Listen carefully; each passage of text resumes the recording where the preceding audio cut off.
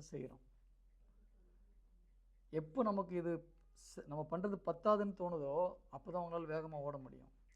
நான் ஏதோ கோயிலுக்கு போகிறேன், ஒரு மெசேஜ் கொடுக்குறேன், ஏதோ பண்ணுறேன், பரவாயில்ல பிரதர் அப்படின்னு நினச்சிங்கன்னா நம்ம ஓட மாட்டோம் இல்லையா? புனித பவுல் என்ன சொல்கிறாரு? நான் சும்மா வெறுமனே காற்றுல குத்துற மாதிரி குத்த மாட்டேன், வெறுமனே எல்லாரும் ஓடுற மாதிரி நான் ஓட மாட்டேன், பரிசு பெறுவதற்கென்றே நான் ஓடுவேன்.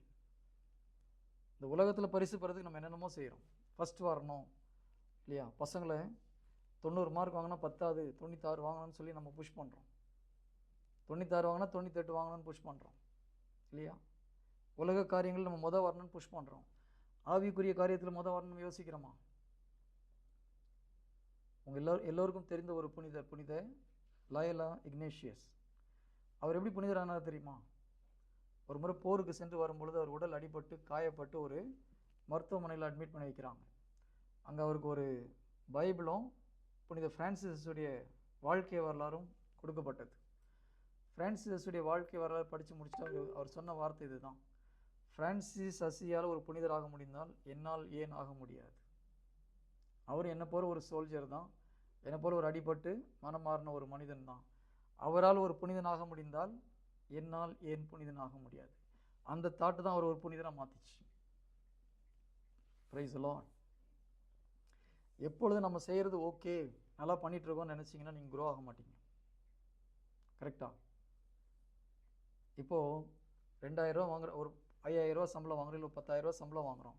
யாராவது எனக்கு இந்த சம்பளம் போதும் வாழ்க்கை முழுக்கன்னு யாராவது யோசிக்கிறோமா? நீங்கள் 10 வருஷத்துக்கு முன்னால் வாங்குற சம்பளத்தை இப்படி வாங்கிட்டு இருக்கீங்களா? ஒருவேளை நீங்கள் இப்படி கிடைச்சதுன்னா நீங்கள் மகிழ்ச்சியாக வேலை செய்வீங்களா? 10 வருடத்துக்கு முன்பாக கிடைத்த சம்பளம் இப்போ கிடைச்சதுன்னா மகிழ்ச்சியோட வேலை செய்வீங்களா? சகோதர சகோதரி செய்யவே மாட்டோம். ஆனால் நம்ம 10 வருஷத்துக்கு முன்னால் ஆண்டவர் மூலியமாக அது பண்ணார். சில நேரத்தில் நம்ம பேசுகிறோம், 10 வருஷத்துக்கு முன்னால் அப்படி பண்ணார் இப்படி பண்ணார். இன்றைக்கி என்ன பண்ணுறார்? இன்றைக்கி உங்கள் மூலமாக இயேசு கிறிஸ்து என்ன செய்கிறார்? ஜீசஸ் மேலே போய் நிற்கும்போது இன்று நம்முடைய ஆத்மா கண்டிஷன் என்னன்னு தான் கேட்க போகிறார். 5 வருஷங்கள் நல்லா ஊழியம் பண்ணுறது பழைய கதை பேச முடியாது.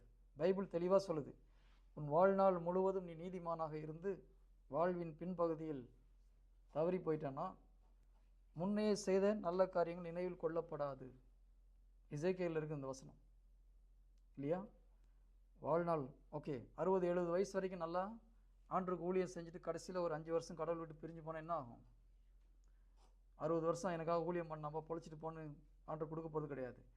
இறக்கும் தருவாயில் நம்முடைய ஆத்ம கண்டிஷனை வச்சு தான் நமக்கு எங்கே போக போகிறன்றது டிசைட் ஆக போகுது.